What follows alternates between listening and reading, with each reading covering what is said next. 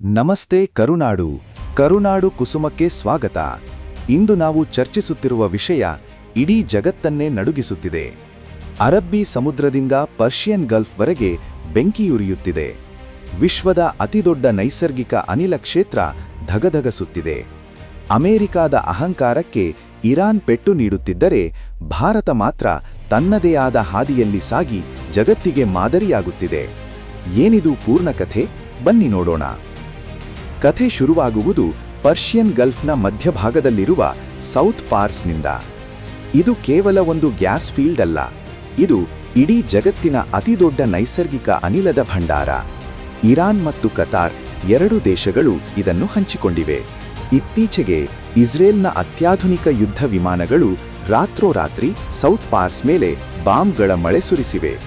ಈ ದಾಳಿಯ ತೀವ್ರತೆ ಎಷ್ಟಿತ್ತೆಂದರೆ, ಇಡೀ ಅನಿಲ ಕ್ಷೇತ್ರ ಬೆಂಕಿಯ ಕೆನ್ನಾಲಿಗೆಯಿಂದ ಆವೃತವಾಯಿತು. ಇದರ ಬೆನ್ನಲ್ಲೇ ಜಾಗತಿಕ ಮಾರುಕಟ್ಟೆಯಲ್ಲಿ ಕಚ್ಚಾ ತೈಲದ ಬೆಲೆ 10% ಏರಿಕೆಯಾಯಿತು. ಪೆಟ್ರೋಲ್ ಡೀಸೆಲ್ ಬೆಲೆ ಏರಿಕೆಯ ಭೀತಿಯಿಂದ ಜಗತ್ತಿನ ಶ್ರೀಮಂತ ರಾಷ್ಟ್ರಗಳೇ ಬೆಚ್ಚಿಬಿದ್ದಿವೆ. ಇಸ್ರೇಲ್ ದಾಳಿ ಮಾಡುತ್ತಿದ್ದಂತೆ ಇರಾನ್ ಸುಮ್ಮನೆ ಕೂರಲಿಲ್ಲ. ಇರಾನ್ ತನ್ನ ಬತ್ತಳಿಕೆಯಲ್ಲಿದ್ದ ಅತ್ಯಂತ ಭಯಾನಕ ಅಸ್ತ್ರವನ್ನು ಹೊರತೆಗೆದಿದೆ. ಅದೇ ಸೇಜಿಲ್ ಕ್ಷಿಪಣಿಗಳು. ಸಾಮಾನ್ಯವಾಗಿ ಕ್ಷಿಪಣಿಗಳನ್ನು ಉಡಾಯಿಸುವ ಮೊದಲು ದ್ರವ ಇಂಧನ ತುಂಬಲು ಸಮಯ ಬೇಕಾಗುತ್ತದೆ. ಆ ಸಮಯದಲ್ಲಿ ಅಮೆರಿಕಾದ ರಾಡಾರ್ಗಳು ಇವುಗಳನ್ನು ಪತ್ತೆ ಹಚ್ಚುತ್ತವೆ. ಆದರೆ ಸೇಜಿಲ್ ಸಾಲಿಡ್ ಫ್ಯೂಯಲ್ ಘನ ಇಂಧನ ಬಳಸುತ್ತದೆ. ಇದನ್ನು ಸಿದ್ಧಪಡಿಸಿ ಉಡಾಯಿಸಲು ಕೇವಲ ಕೆಲವೇ ನಿಮಿಷಗಳು ಸಾಕು. ಅಮೆರಿಕಾದ ರಾಡಾರ್ಗಳು ಎಚ್ಚರಗೊಳ್ಳುವ ಮೊದಲೇ ಇವು ಸೌದಿ ಅರೇಬಿಯಾ ಮತ್ತು ಕತಾರ್ನಲ್ಲಿರುವ ಇಂಧನ ಘಟಕಗಳನ್ನು ಧ್ವಂಸಗೊಳಿಸಿವೆ. ಇನ್ನೊಂದು ಕಡೆ ಡೊನಾಲ್ಡ್ ಟ್ರಂಪ್ ಅವರು ನಾವು ಇರಾನ್ ಮಿಲಿಟರಿಯನ್ನು 95% ನಾಶ ಮಾಡಿದ್ದೇವೆ ಎಂದು ಅಬ್ಬರಿಸುತ್ತಿದ್ದಾರೆ. ಆದರೆ ವಾಸ್ತವವೇ ಬೇರೆ. ಅಮೆರಿಕಾದ ಮಿಲಿಟರಿ ಈ ಯುದ್ಧದಲ್ಲಿ ಪ್ರತಿದಿನ $1 ಬಿಲಿಯನ್ ಸುಮಾರು 8,300 ಕೋಟಿ ರೂಪಾಯಿ ಹಣವನ್ನು ಕಳೆದುಕೊಳ್ಳುತ್ತಿದೆ. ಅಮೆರಿಕಾದ ಬೊಕ್ಕಸ ಖಾಲಿಯಾಗುತ್ತಿದೆ. ಈ ಯುದ್ಧದ ನಡುವೆ ಒಂದು ದೊಡ್ಡ ಗುಪ್ತಚರ ಮಾಹಿತಿ ಹೊರಬಂದಿದೆ. ಇರಾನ್ನ ಸುಪ್ರೀಂ ಲೀಡರ್ ಅಲಿ ಖಮೇನಿ ಅವರ ಪುತ್ರ ಮೊಜಾವಾ ಖಮೇನಿ ಅವರ ಮೇಲೆ ನಡೆದ ದಾಳಿಯ ನಂತರ ಅವರನ್ನು ರಷ್ಯಾ ಅಧ್ಯಕ್ಷ ವ್ಲಾಡಿಮಿರ್ ಪುತಿನ್ ರಕ್ಷಿಸಿದ್ದಾರೆ. ರಷ್ಯಾದ ವಿಶೇಷ ವಿಮಾನದಲ್ಲಿ ಅವರನ್ನು ಮಾಸ್ಕೋಗೆ ಕರೆದೊಯ್ದು ರಹಸ್ಯವಾಗಿ ಚಿಕಿತ್ಸೆ ನೀಡಲಾಗುತ್ತಿದೆ ಎಂಬ ಸುದ್ದಿ ರಾಜತಾಂತ್ರಿಕ ವಲಯದಲ್ಲಿ ಸಂಚಲನ ಮೂಡಿಸಿದೆ. ಇದು ರಷ್ಯಾ ನೇರವಾಗಿ ಇರಾನ್ ಬೆನ್ನಿಗೆ ನಿಂತಿರುವುದಕ್ಕೆ ದೊಡ್ಡ ಸಾಕ್ಷಿ. ಯುದ್ಧದ ತೀವ್ರತೆಯಿಂದಾಗಿ ಇರಾನ್ ಸ್ಟ್ರೇಟ್ ಆಫ್ ಹಾರ್ಮುಜ್ ಜಲಸಂಧಿಯನ್ನು ಬಂದ್ ಮಾಡಿದೆ. ಇದು ಜಗತ್ತಿನ ಕುತ್ತಿಗೆ ಇದ್ದಂತೆ. ಇಲ್ಲಿಂದಲೇ 20% ತೈಲ ಸರಬರಾಜು ಆಗುತ್ತದೆ. ಈಗ ಅಲ್ಲಿ ಸುಮಾರು 800 ಬೃಹತ್ ಹಡಗುಗಳು ಸಂಚರಿಸಲಾಗದೆ ಸಮುದ್ರದ ಮಧ್ಯದಲ್ಲೇ ಸಿಲುಕಿಕೊಂಡಿವೆ.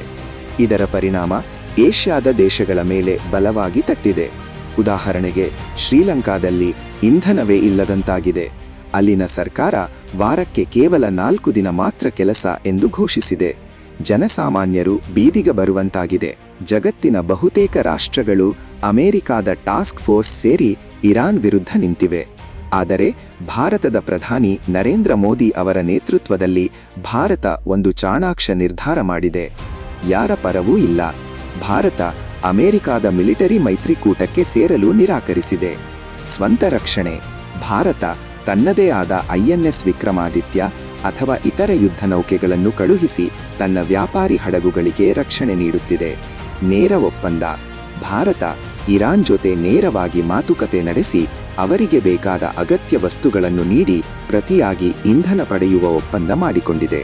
ಇದರಿಂದಾಗಿ ಇಡೀ ಜಗತ್ತು ಇಂಧನಕ್ಕಾಗಿ ಪರದಾಡುತ್ತಿದ್ದರೂ ಭಾರತ ತನ್ನ ಆರ್ಥಿಕತೆಯನ್ನು ಸ್ಥಿರವಾಗಿಟ್ಟುಕೊಳ್ಳುವಲ್ಲಿ ಯಶಸ್ವಿಯಾಗಿದೆ.